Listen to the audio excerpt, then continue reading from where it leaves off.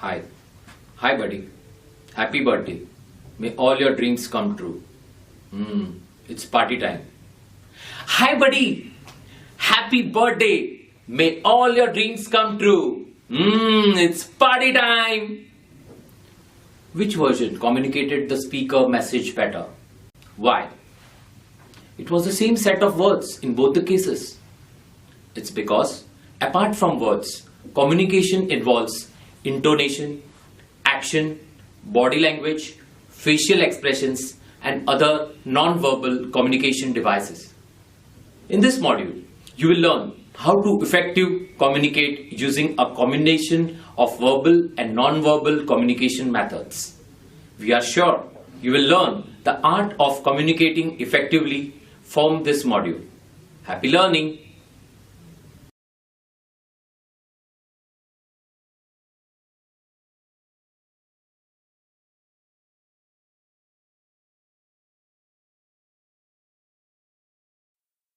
In this module, you will learn to explain the importance of communication, describe the process of communication, discuss the barriers to communication, distinguish between verbal and non-verbal communication, use communication effectively. Why communication skills? Warren Buffett has said, if you improve your communication skills, I guarantee you that you will earn 50% more money over your lifetime. What is communication? Communication is an act of sending information from one person to another. The definition may seem simple, but the actual process is complex. Why should we communicate? We communicate to give information, example, two people talking to each other, or news from the newspaper or radio. Persuade, example, to sell a product or convince a person. Express need, example, food when you are hungry or need a report for the meeting. Form social bonds, example, greeting others or introducing yourself. Share feelings, example, share your happiness or sorrow. Communication can be verbal, non-verbal, visual, written. Many a times, a combination of the above methods are used. This makes the process of communication complex. The process of communication consists of different components and stages. It includes a sender. The sender encodes the message and sends it through a channel. The receiver decodes the message and gives a feedback based on her understanding. We shall understand this process with the help of a case study.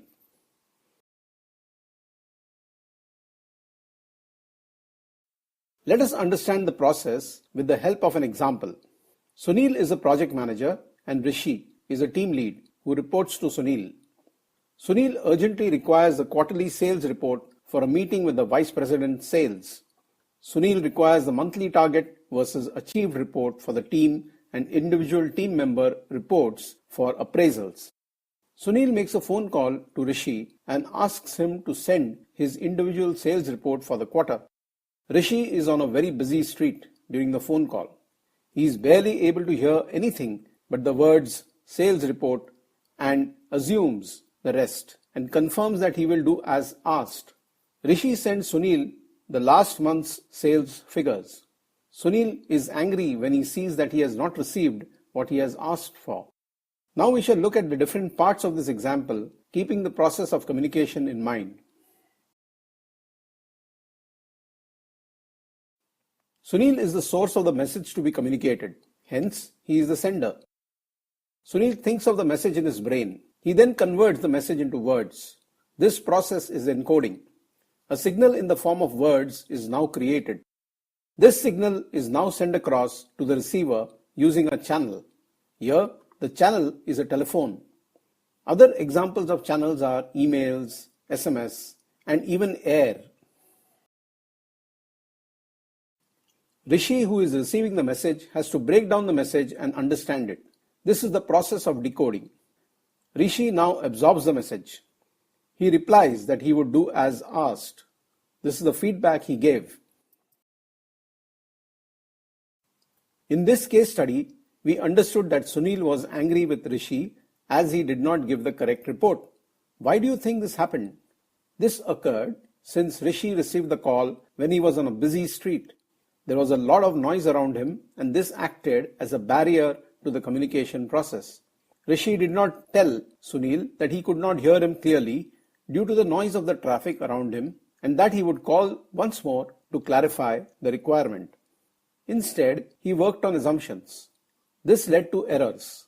Proper feedback includes raising doubts and seeking clarity by briefly restating what has been heard, thus preventing errors. A communication barrier prevents the correct message from reaching the receiver. Let us look at different barriers.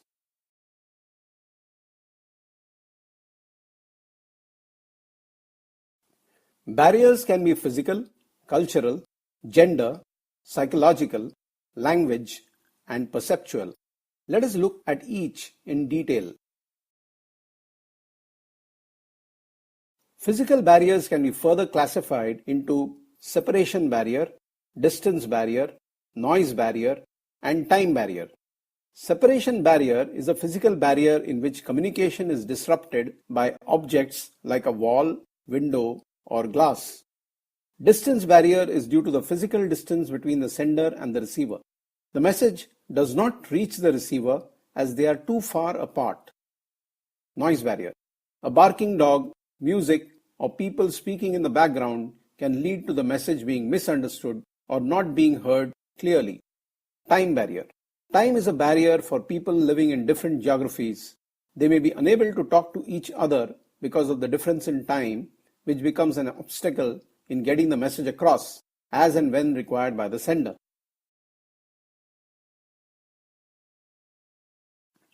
Traditional practices cause cultural barriers while one is interacting with people from other countries. Greeting. People across the globe have their own ways of greeting each other. For example, the Indians fold their palms as a form of greeting. The Japanese bow and greet, whereas in the Western Hemisphere, shaking hands is the norm. Stereotyping. Humans have a tendency to categorize people based on their race, nationality, and religion. This is a major hindrance to effective communication. Behavior. The way we conduct ourselves may not be acceptable in other cultures and may offend the people around us. For example, touching, getting too close to the other person, eye contact may not be acceptable. Gestures. Our bodily actions, especially our hand movements, can be misinterpreted and become a barrier in communication. Gender barrier in communication occur as men and women have different styles of communication. Men and women interpret the same topic in two different ways. Women tend to be more emotional than men. Studies say that women are more empathetic and enjoy face-to-face communication. Men are more direct in their communication. This difference in the styles of communication often creates barriers.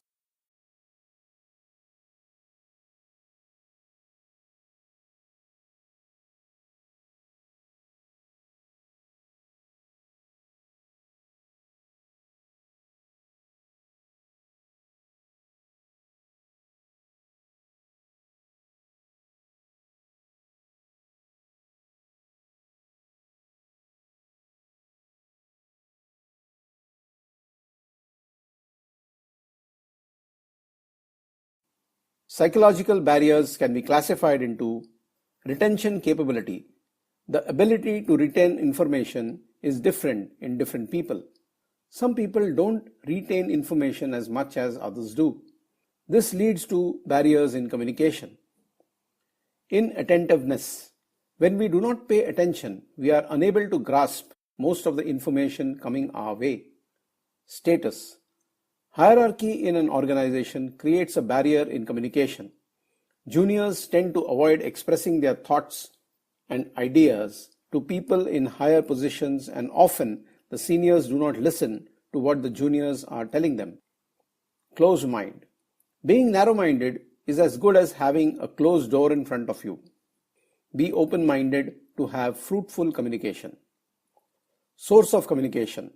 If a person has a poor opinion of someone who is the source of communication, then anything the source says will be viewed with suspicion or could even be disregarded. Emotional. Being emotionally stable is the key to effective communication. If you get agitated or excited easily, it can prove to be a barrier in communication. It disrupts the transmission of the message. Attitude and opinion.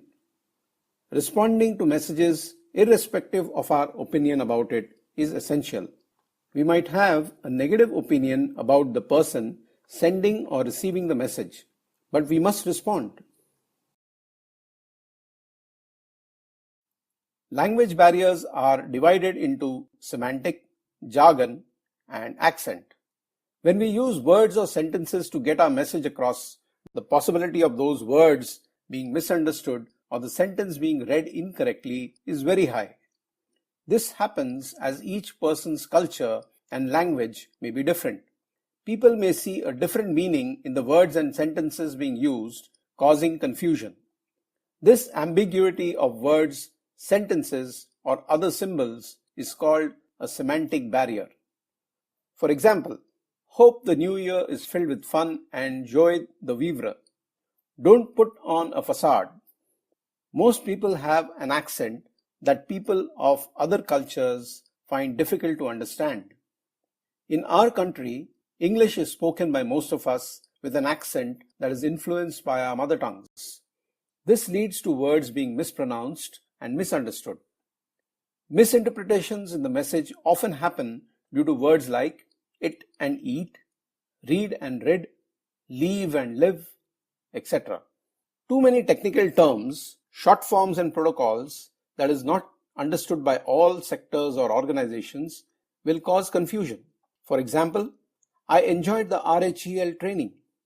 I will BRB, LOL.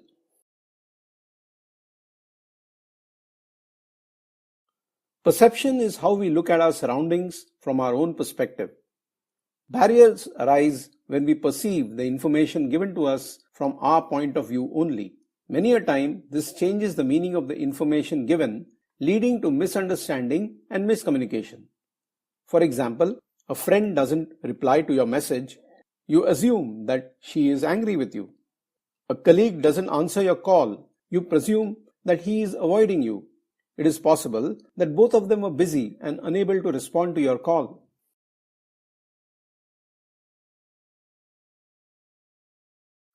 Communication can be of two types, verbal and non-verbal. Non-verbal communication plays a bigger role in our day-to-day life. It has more weightage than verbal communication. As the saying goes, it is not what you say, but how you say it that matters.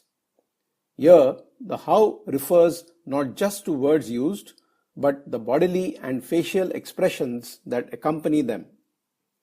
Let's look at the different types of non-verbal communication.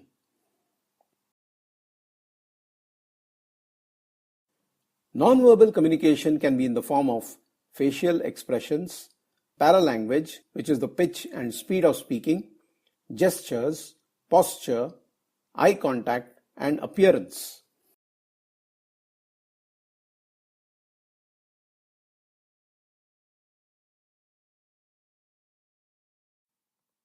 Facial expressions play an important role in conveying a message.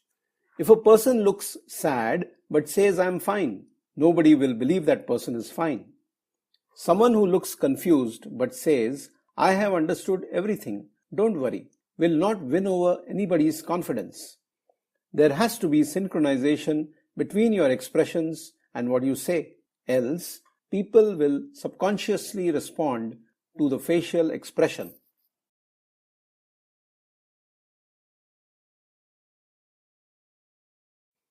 Paralanguage involves tone, clarity, pace, and volume. Tone. It plays a very important role as a person can be misunderstood due to the use of inappropriate tone. Anyone can sound rude, polite, confident, overconfident just by the tone of their voice. The words at this point don't matter. Clarity. Speaking clearly paints a picture of a confident person who has thought of what to say before uttering the words. Pace. Pace is how fast or slowly you speak.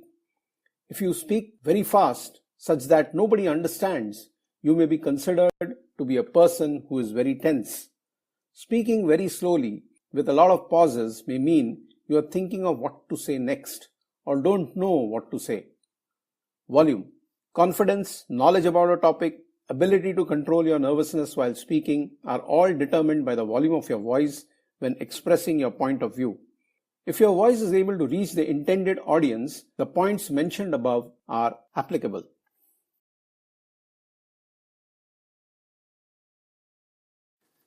Gestures are physical actions which communicate with the onlooker. Gestures are made by moving parts of your body, arms, and hands. Something as simple as putting your hand on your head during a discussion could be a sign of boredom. A common gesture, like a shrug of the shoulder, shows I don't know. Other common gestures are hello, goodbye, which are usually done consciously.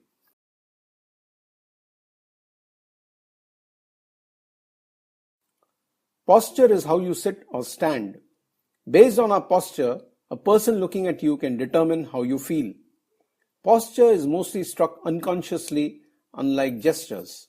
In case a person is very tense, the person might slouch and may not stand straight. In case a person is very confident, the person will stand or sit straight with shoulders parallel to the ground.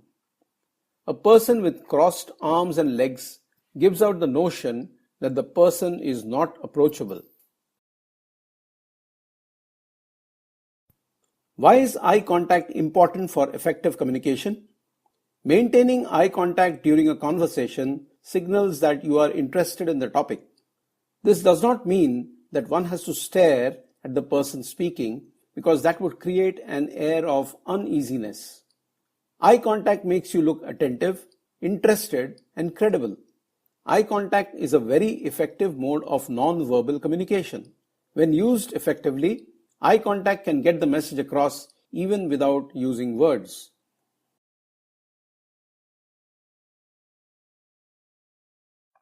The clothes you wear plays an important role in non-verbal communication. Your clothes define your personality. It also sends across a message about the person's economic and social status. Dressing demonstrates a person's values, cultural inclinations, level of confidence, nationality, and often the mood of the person.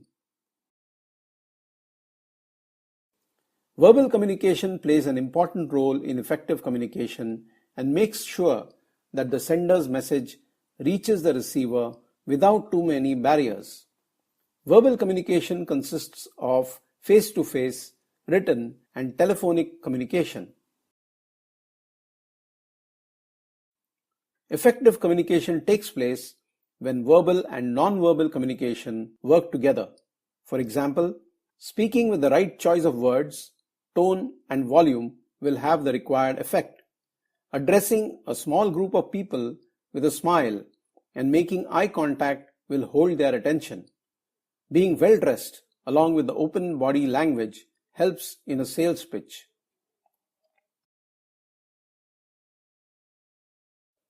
Do maintain eye contact. Dress for the occasion. Speak with clarity. Use the right tone of voice. Maintain the correct posture. Use positive facial expressions. Display positive gestures. Avoid checking your phone while conversing. Dressing shabbily or inappropriately. Avoid fumbling or using too many filler words while talking. Avoid speaking rudely. Avoid slouching and looking nervous and looking disinterested. Avoid unnecessary fidgeting. In this module, you have learnt communication is an art of sending and receiving information. Communication can be classified as verbal and non-verbal. Non-verbal communication involves eye contact, paralanguage, facial expression, gestures, posture, and appearance. Verbal communication includes face-to-face, written, and telephonic communication. Effective communication happens when there is harmony between verbal and non-verbal communication.